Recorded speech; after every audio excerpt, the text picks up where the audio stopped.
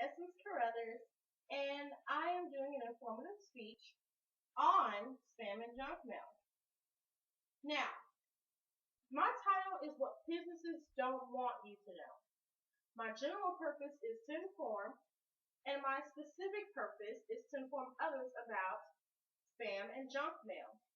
My central idea is to let people know that spam and junk mail can cause identity theft.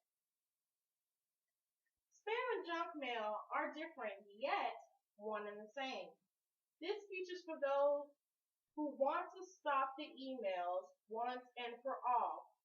I mentioned once before that spam and junk mail can cause identity theft. Well, I will inform you on how it starts, how it destroys your privacy, and how, last but not least, you can get rid of it. The choice is yours at the end of the day, though. But let's begin. How junk mail and spam start. There are actually several different ways that spam and junk mail can actually start. One of the first ways is that it can come from either food surveys or even stores or even websites that you actually sign up. But before I go too far, let me explain what junk mail and spam actually are. Junk mail is actually your promos for different clothing items or from your retail stores like Macy's or Target or dealers, and also the newsletters that they send out, and also the coupons that they give you, like at Payless or at Macy's or Target or dealer. Now, your spam comes from the actual junk mail, which is from those different stores. Now, with that being said, let's go back. When you, for instance, do your purchase at the end of your purchase at those stores, like Macy's or dealers or wherever, they always ask you, "Hi, may I have your email so we can promote this or send you a newsletter or coupon?" And 9 some people are like, "Oh yeah, I guess, okay, whatever." That's one way. The second way is, for instance, if you're one of those people who like to not necessarily window shop, but you like to shop on the internet, well, 9 they're going to ask you for your email address if you haven't given it to them already.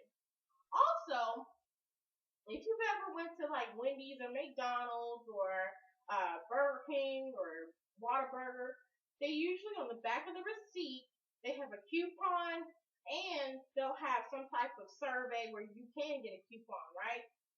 Well, when you do those surveys, you usually end up having to put in your email address. Now, that leads me to my next segment. With this graph, as you can see, 50% of your emails is actually spam, okay? The other 25% is your actual email, and the other 25% is your junk mail, as you can see here. Now, with that being said, you necessarily don't ever want to open up your email just to receive 50% of it as actual spam. Now that you know what spam and junk mail is, let me tell you what it does, okay? Spam and junk mail not only destroys your privacy, it also can cause identity theft. A lot of people don't know this. A lot of people don't know that with your email address being out there, your business can be exploited. With this being said, let me explain to you how this works. First, when you get junk mail, it automatically sends or sells your email address to spam.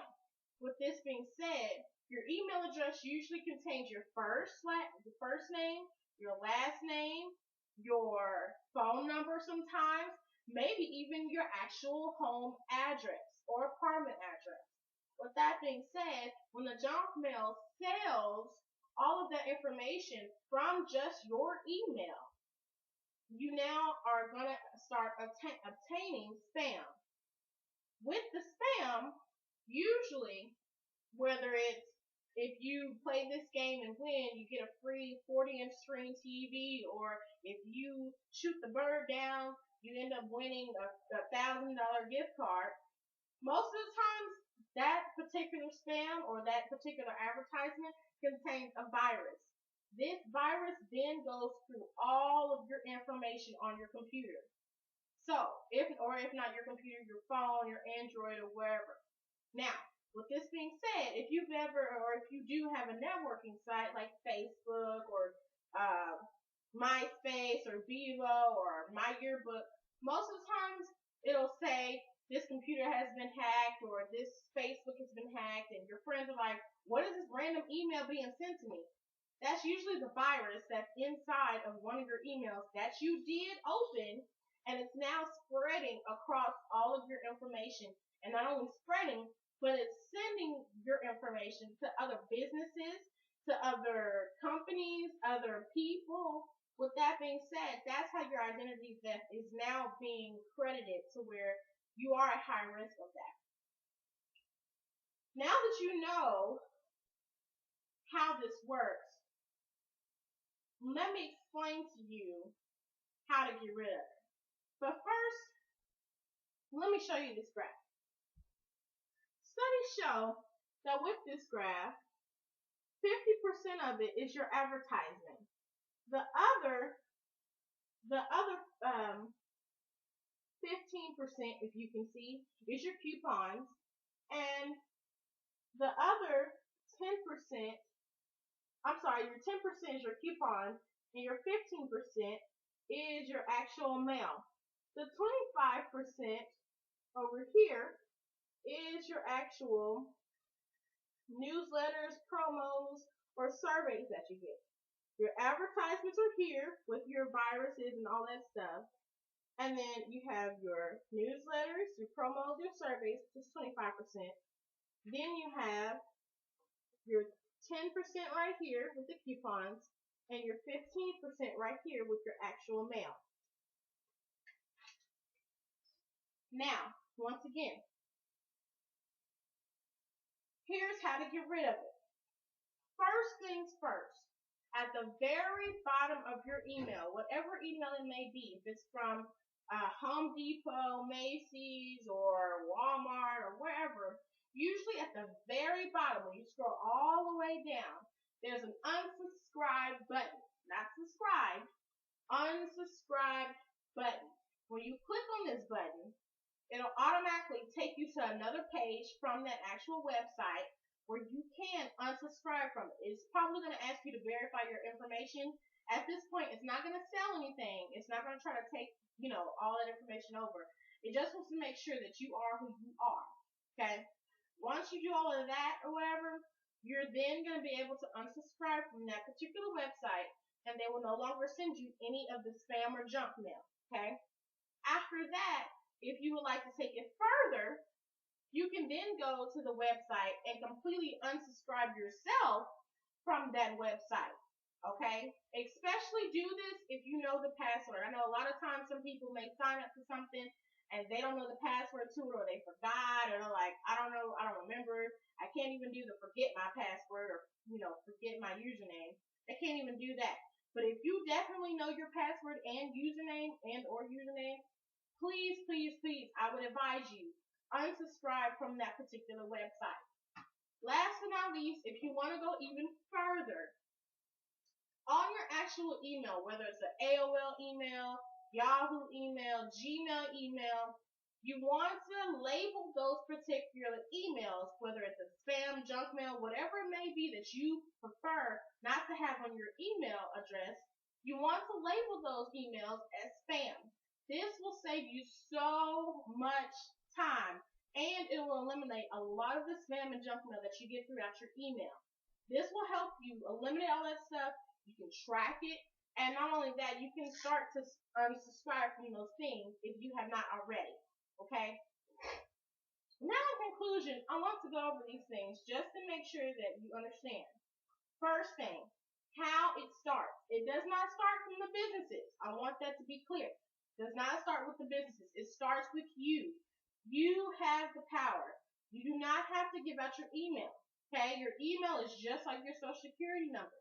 Don't give it out, especially if you don't want to be used by it. Okay, it starts with the food, with the stores, with the website. All of you cyber monkeys who like to get on the internet and shop for stuff, okay? Don't give out your email if it's not a website that you actually enjoy, okay? I'm not going to give my email out to Home Depot if I shop at Macy's, okay? Same thing with food. If you don't want to do the survey to win something free, then don't do it. If you don't want to give your email at the stores, then don't give it out. Now, before I go further, I do want to mention at these particular stores or food places or wherever, when you do it online, do whatever it may be, they will have it where you can click a certain button that will say, do you want to receive our newsletters and things like that. You don't have to click on that. A lot of people scroll through that and they don't even check it. Make sure you check those things at the very bottom when they're trying to verify your information. You do have the power to choose if you want those stuff or not. Now, moving on, when you do receive that stuff, you need to remember that stuff contains viruses. You do not want to play with those viruses. That stuff will spread like wildfire. Just like a virus spreads in your body, it will spread on your computer, and all of your information will be out. Last but not least, how to get rid of it.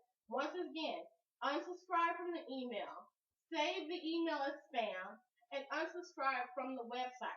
There's also other things that you can do, like filtering it by like typing in random names and stuff like that. You can type in like dolphin, save the dolphins or save the whales, and all of that information will come up, and you can then label all of that as spam. Okay.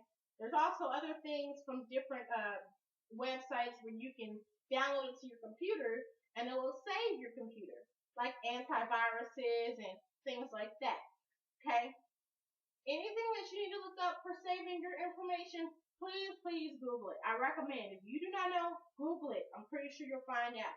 Okay? Now, I've had a pleasure with talking to you guys, and I hope this information truly does help you because I know it's helped me. All right, bye-bye.